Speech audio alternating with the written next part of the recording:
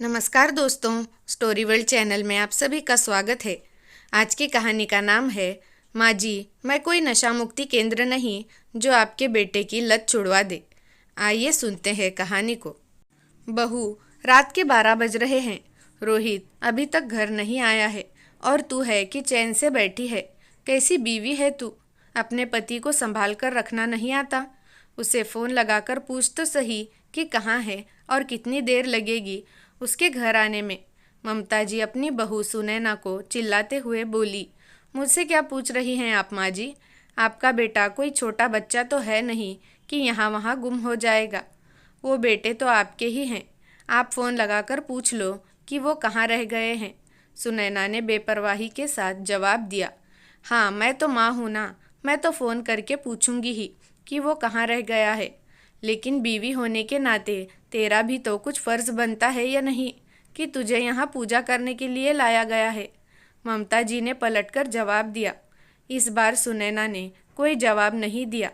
इस पर ममता जी भुनभुनाती हुई अपने कमरे में आ गई और मोबाइल लेकर रोहित को फ़ोन करने लगी। लेकिन रोहित ने फ़ोन नहीं उठाया। ये रोहित भी ना कभी भी टाइम से घर नहीं आता। पता नहीं क्यों मेरी जान जलाता रहता है। सोचा था बहू के आने के बाद सब कुछ ठीक हो जाएगा, पर नहीं, यहाँ तो बहू भी उसके जैसी ही आई है। पति से कोई लेना देना ही नहीं है इसे। अरे, पत्नियाँ तो अपने पति को बांध कर रखती है और एक इसे देखो, अब तक रोहित को सुधार नहीं पाई। बड़बड़ाते हुए ममता जी वापस बाहर आई तो देखा सुनैना अपने कमरे में जा चुकी थी। वो भी उसके कमरे की तरफ गई और धीरे से दरवाज़ा खोलकर देखा तो वो सो चुकी थी। ममता जी वापस बाहर हाल में आ गई। कैसी औरत है ये, पति अब तक घर नहीं आया और उसे नींद भी आ गई, बेशर्म कहीं की। ममता जी ने फिर से रोहित को फ़ोन ट्राई किया, लेकिन रोहित ने फिर एक बार फ़ोन रिसीव नहीं किया। आखिर वो थक हार कर वहीं हॉल में सोफे पर बैठ गई। रात के 12:30 बज रहे थे। घर की घंटी बजी। ममता जी ने भागकर दरवाज़ा खोला तो बाहर रोहित को नशे की हालत में पाया। वो तो खुद को संभाल भी नहीं पा रहा था। आखिर ममता जी उसे सहारा देकर जैसे तैसे घर में लेकर आई और सोफे पर बिठा दिया। कहते हैं बेटा बुढ़ापे की लाठी होता है।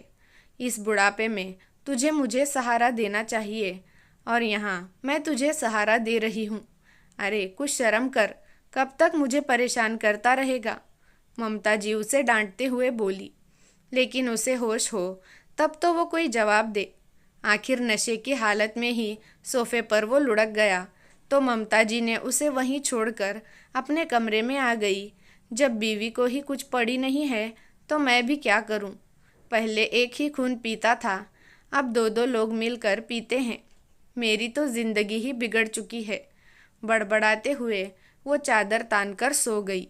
सुबह जब नींद खुली तो देखा हॉल में रोहित अभी भी सोया पड़ा था, जबकि सुनैना वहीं पास में डाइनिंग टेबल पर बैठी चाय पी रही थी।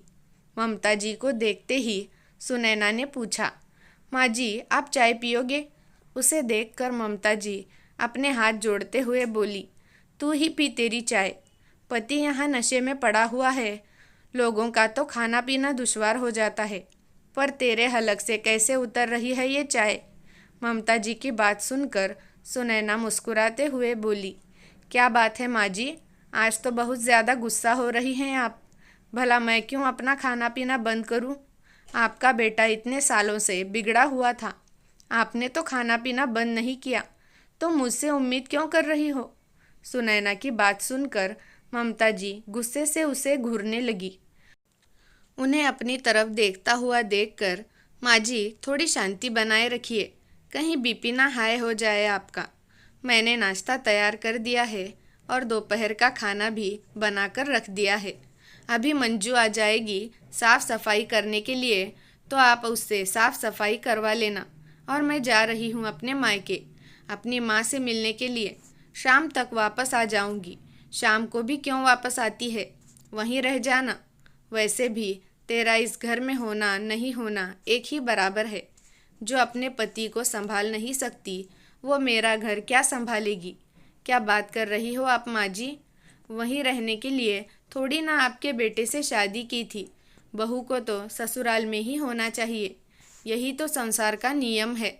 ये कहकर सुनैना वहाँ से रवाना हो गई। घर से कुछ दूरी पर पहुंचकर उसने ऑटो पकड़कर अपने मायके के लिए चली गई। ऑटो में बैठे बैठे उसे वो दिन याद आया जब वो इस घर में दुल्हन बनकर आई थी।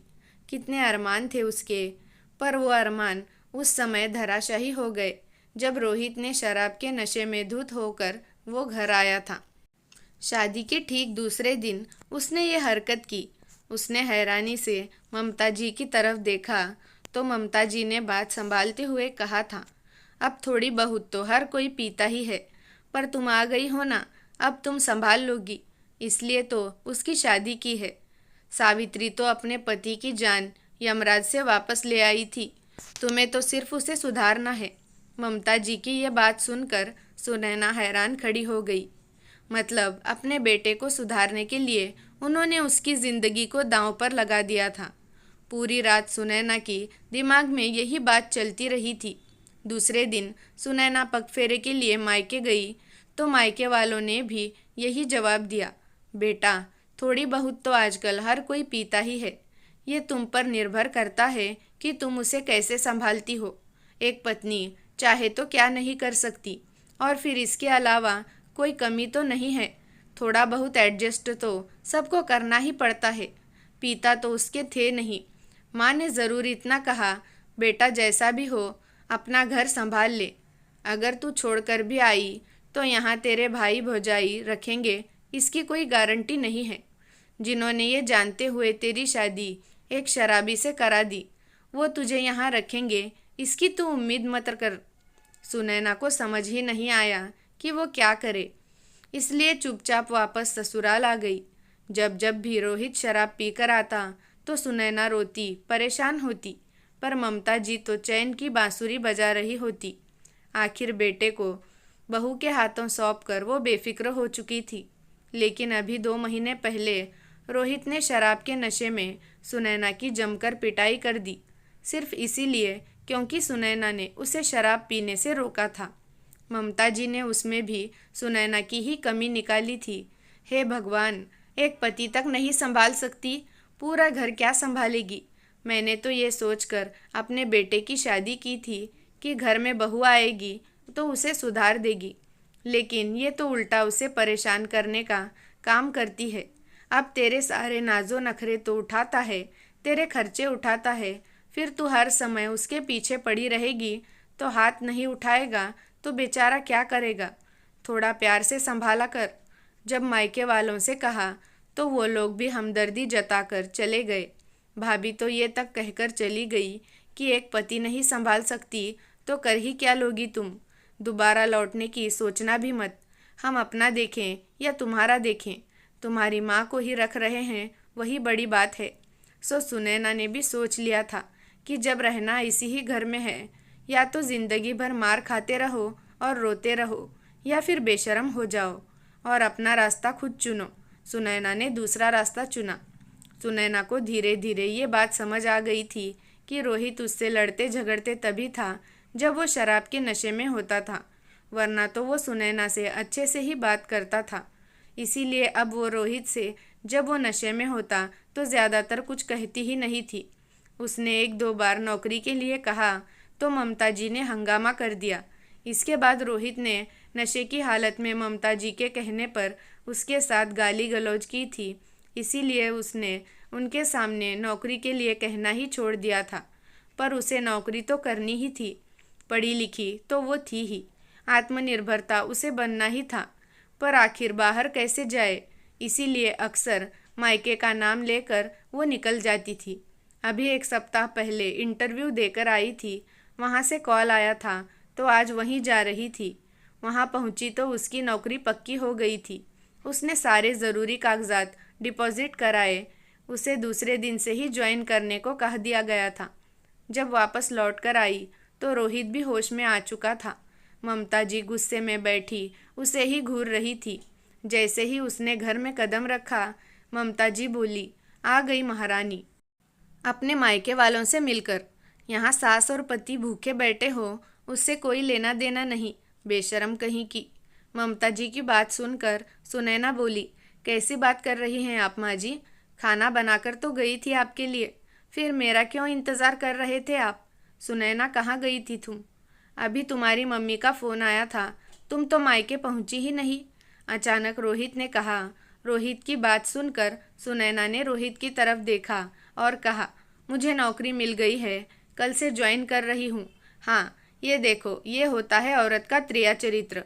मायके का नाम लेकर पता नहीं कहाँ घूमती फिर रही है और हमारे घर की इज्जत को उछाल रही है।